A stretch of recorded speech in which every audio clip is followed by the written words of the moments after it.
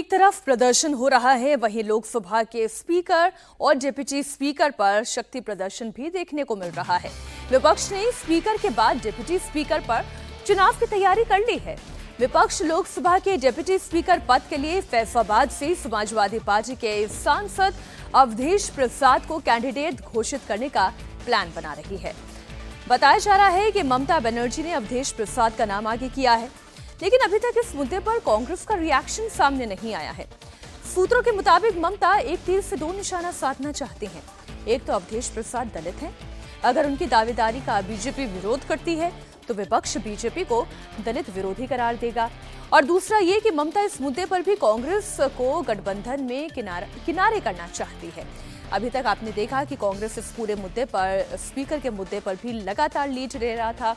आपने ये भी देखा था कि कैसे ममता बनर्जी से राहुल गांधी ने पहले राय नहीं ली, उससे पहले ही स्पीकर के नाम पर अपना कैंडिडेट आगे बढ़ा दिया गया और फिर कहीं जाकर मंत्रणा हुई और दूरियां खत्म हुई। लेकिन अवधेश प्रसाद का नाम ममता बनर्जी की ओर से यदि आगे किया जा रहा है तो ये एक तीर से दो निशाना साधने का प्रयास है। इस वक्त अखिलेश यादव को आप देख रहे हैं, अवधेश प्रसाद भी उनके साथ हैं, राम गोपाल यादव भी आपको दिखाई दे रहे हैं। भारत के संविधान की कॉपी भी इस वक्त उनके हाथों में दिखाई दे रही है।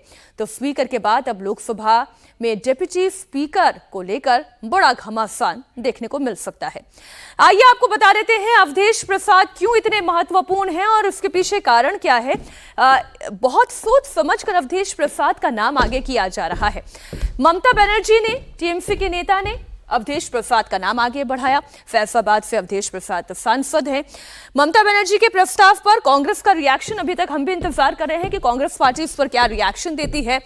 डिप्टी स्पीकर बनाने का प्रस्ताव ममता बनर्जी की ओर से रखा गया है और लोकसभा स्पीकर को लेकर चूंकि कांग्रेस और टीएमसी के बीच में रुख अलग अलग दिखाई दिया था, या यूं कहें कि पहले मंत्रणा नहीं की गई थी, पहले बात ममता बनर्जी से नहीं की गई थी और इसलिए राहुल गांधी को बाद में अभिषेक बनर्जी से भी सलाह मशवरा करते हुए फिर कोलकाता फोन मिलाने की जो खबर सामने आई थी, उसके बाद ममता बनर्जी का ये कदम, इस पर कांग्रेस पार्टी किस तरह से रिएक्ट करती है, इस पर सभी की निगाहें टिकी हुई हैं।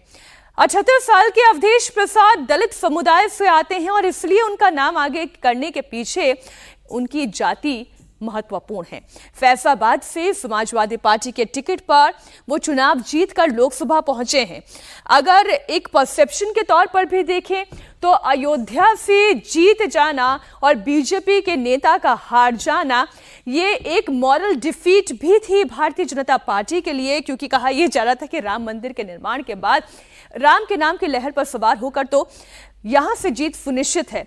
दलित समुदाय से आते हैं अवधेश प्रसाद, फैसलाबाद से समाजवादी पार्टी के सांसद हैं। लल्लू सिंह को 50,000 वोटों से इन्होंने शिकस्त दी। बीजेपी के लिए इनका विरोध करना इस लिहाज से मुश्किल होगा कि अगर इनका विरोध किया जाता है तो इसका मतलब ये कि बीजेपी दलित विरोधी है। इस तरीके से विपक्ष एक और नैरेटिव एंटी बीजेपी सेट करने की, एंटी दलित सेट करने की कोशिश करेगा। अयोध्या भी फैसलाबाद संसदीय सीट से ही आता है। जिस राम मंदिर को बीजेपी ने पूरे चुनाव में मुद्दा बनाया, वहीं से बीजेपी की हार हुई। अवधेश प्रसाद ने बीजेपी के लल्लू सिंह को 50,000 वोटों से हराया। इंडिया ब्लॉक अवधेश प्रसाद को डिप्टी स्पीकर बनाकर दलितों के बीच में एक बड़ा संदेश देना चाहता है। अब अवधेश प्रसाद ने कहा कि उन्हें संसद में क्या जिम्मेदारी मिलेगी, इसका फैसला समाजवादी पार्टी के अध्यक्ष अखिलेश यादव करेंगे। हमारे नेता आदरणीय अखिलेश यादव जिनकी मेरे ऊपर कृपा है, सब कुछ उन्हीं पर डिपेंड करता है। वो विपक्ष के अन्य माननीय नेताओं से बातचीत करेंगे, रणनीति तय करेंगे, सारी चीज सब कुछ दारोमदार उन्हीं के ऊपर है। सर, खबर ये चल रही है कि विपक्ष के तमाम जो बड़े पार्टीज हैं उनसे बात हो गई है। ममता बनर्जी ने भी आपके नाम का वो सहमति जाहिर की है, राजनाथ सिंह जी से भी बात हो गई, ये सब खबरें चल रही हैं सर। माननीय राष्ट्रीय अध्यक्ष आदरणीय अखिलेश यादव जी के साथ जो खबरों के बारे में आप बता रहे हो, अन्य मान्य नेताओं के बारे में, सहमति के बारे में, चर्चा के बारे में, उन सब में आभार प्रकट करता हूँ। उत्तर प्रदेश के सलेमपुर के समाजवादी पार्टी के सांसद ने डिप्टी स्पीकर पद पर अवधेश प्रसाद की दावेदारी का समर्थन किया। उन्होंने कहा कि अवधेश प्रसाद इस पद के लिए पूरी तरह काबिल हैं। सवाल यह है कि क्योंकि हमने देखा कि संसद में जो कुछ दिनों की कार्रवाई हुई थी, आज फिर से शुरू होगी नए दिन की कार्रवाई। किस तरह के इश्यूज़, क्योंकि नीट और दूसरे मामले पर एक टकराव की स्थिति पैदा है और राहुल गांधी तो ये भी आरोप लगा रहे हैं उनका माइक बंद कर दिया है, तमाम चीज़ें। क्या तैयारी आप लोगों की आज के लिए? देखिए, सत्ता घमंड में चूर है। सत्ता नहीं चाहती कि सदन सुचारू रूप से चले। इसलिए आप देखे होंगे कि पहले दिन से ही विवादित मामलों को सत्ता उठा रही है और विपक्ष का हक नहीं दे रही है। और जब तक विपक्ष के बोलने का हक नहीं मिलेगा, विपक्ष का जो संवैधानिक अधिकार है वो नहीं मिलेगा, चाहे डिप्टी स्पीकर का सवाल हो और जो जनता का सवाल, नीट का सवाल है, इन सवालों पर अगर वो मौका नहीं देंगे तो आखिर विपक्ष करेगा क्या?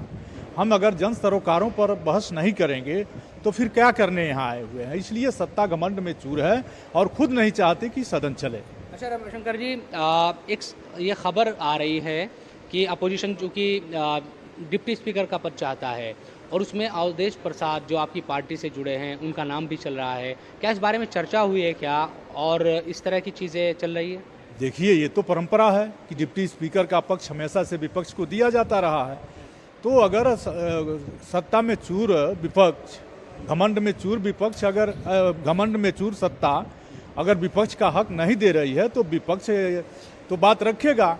और अवधेश प्रसाद जी एक काबिल नेता हैं, एक शानदार नेता हैं, उन्हें डिप्टी स्पीकर का पद मिलता है और इंडिया गठबंधन के सभी लोग भी तैयार हैं, तो इसमें क्या बुराई है? और यह तो हक है, यह विपक्ष का अधिकार है कि उन्हें डिप्टी स्पीकर का पद मिले। अब देख